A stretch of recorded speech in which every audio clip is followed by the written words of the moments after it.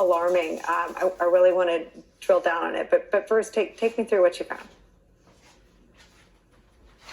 Sure, Nicole. I've spent a lot of time on this subject. I grew up in the evangelical church. I'm a pastor's kid. It's something that I've spent a lot of my life grappling with, trying to make sense of the church's role in America's intensifying polarization, and really over the last 4 or 5 years, how the church had gone from just another institution in American life that was becoming polarized to really an active catalyst in the polarization. And so what I really set out to do here over the last year was, not just focus on the Franklin Grahams of the world and the people who tend to get the headlines, but really spend a lot of time in just small churches, medium-sized churches across the country, and talk with pastors, talk with everyday congregants, and try and understand what's going on, what's driving this turmoil inside the church, and really what is at the root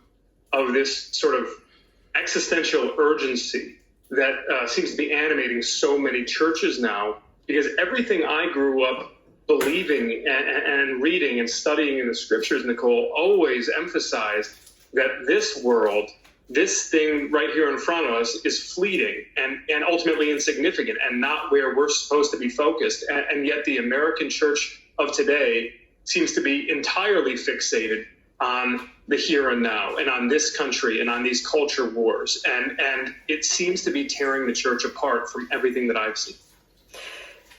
I want to understand your reporting on the two countries talk within the evangelical church. Can you explain that to me? Yeah, it's hard to appreciate just how central to the American evangelical church of my lifetime this talk of a sort of zero-sum conflict for the soul of the country. And it always revolved around this idea that you had on one side, the good, God-fearing, Bible-believing Christians who were fighting to preserve the Christian character of the nation, and that they were pitted against the sort of wicked, godless secularists who wanted to expunge the Almighty from public life. And that narrative, I think, really helped to explain much of the sort of creeping fanaticism in a lot of evangelical congregations over the past couple of decades, and especially this sense that with every election, every 4 years, sometimes even every 2 years, you saw this up close, Nicole, this sense of sort of imminent Armageddon, that one more defeat could spell the end of Christian America. And what's been so interesting to observe here over just the last 4 or 5 years is how that symmetrical war between the evangelical church and secular America has really devolved into something different, which is a war inside the church itself. And of course, you have Donald Trump playing a starring role in that conflict, massive divisions within the church over the idea of whether Christians should be voting for Trump, and if they do, how vocal should they be, and how loyal should they be to that vote. But even removed from that, you have issues of, obviously, racial reconciliation and lack thereof. You have Me Too and sex scandals rocking the church left and right. You have the killing of George Floyd. And you really see it all come to a head in 2020, not just because it's an election year, but because COVID hits and churches start closing down.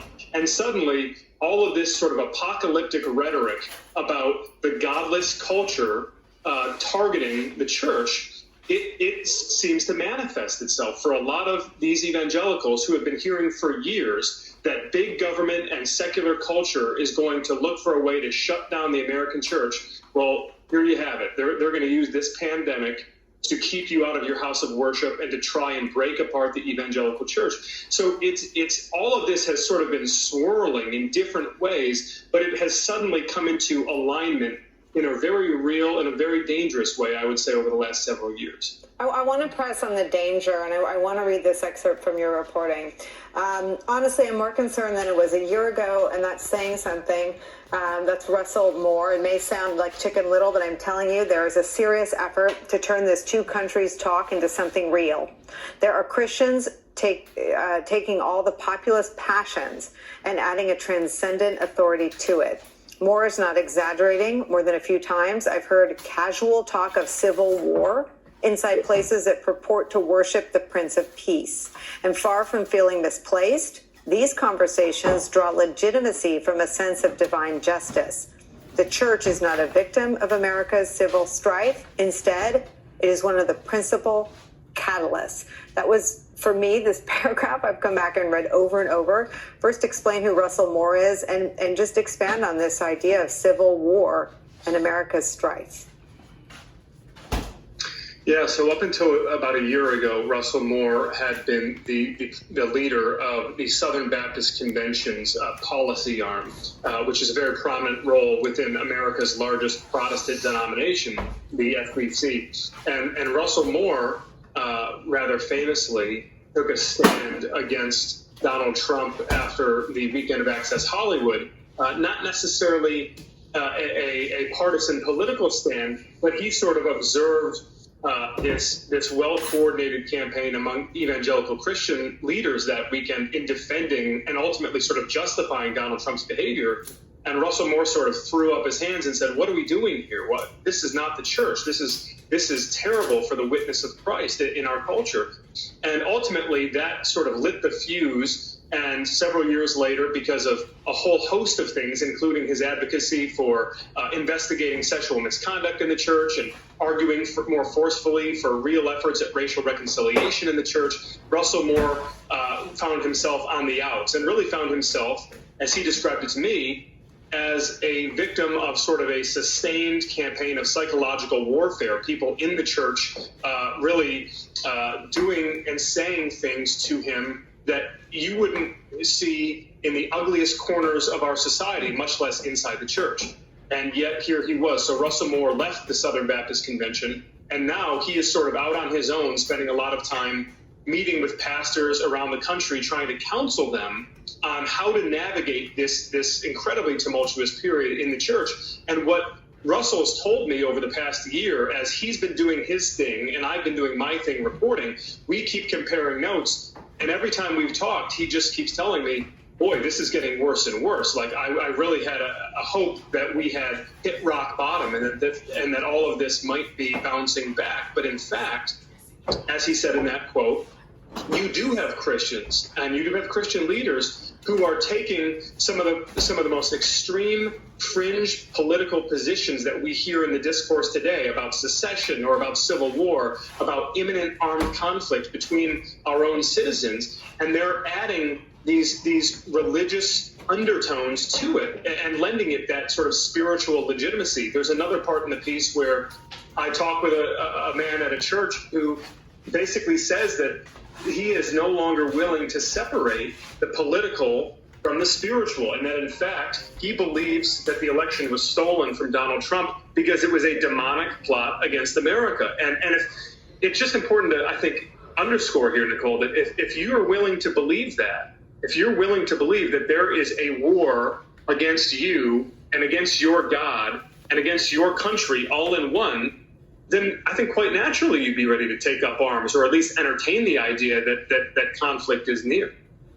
So, Eddie, Tim's reporting is, I think, this evidence-packed proof point to something that we've talked around for a long time now, and that is this intersection, or maybe we should just call them adjacent at this point. What is adjacent is the radicalization of the GOP. It's civil war. Feels like it happened maybe a couple years ahead of what Tim reports is the civil war within the evangelical church. But you have two important sort of facets of American life, and they make up a huge chunk of the most important and powerful, most reliable voters on the right that are both described as radicalized. The Republican Party has been radicalized. Kevin McCarthy, after calling for Trump's departure through any vehicle, either the 25th Amendment or impeachment or resignation. It's now, I think yesterday described him as the greatest president of all times, in a tweet from Maggie Haberman as she's reporting. And you have in the evangelical church what Tim just described, people willing to take up arms to protect what they view as an assault on their country, their church, and their president. Well, Nicole, this is one of the few times when I'm on MSNBC where, you know, the work I do in my scholarship, I'm the former president of the American Academy of Religion, and my commentary on American politics kind of converge. I want to say that I really appreciate what Tim has done. I mean, he's telling us what's happening in churches from Michigan to Tennessee. And I think you're absolutely right that these are adjacent, but they've been in lockstep for about 50 to 60 years. And let's be very clear. American Christendom has always been vexed and fraught. Think about it, Nicole. American church is separated over the issue of slavery. There was a civil war in American Christendom before one cannon was fired at Fort Sumter over the issue of slavery. And so part of what we're seeing here is something that we need to be very careful about. And there was some slippage in Tim's commentary. And I know he doesn't do this in the piece, but he kept describing it as the church, American church.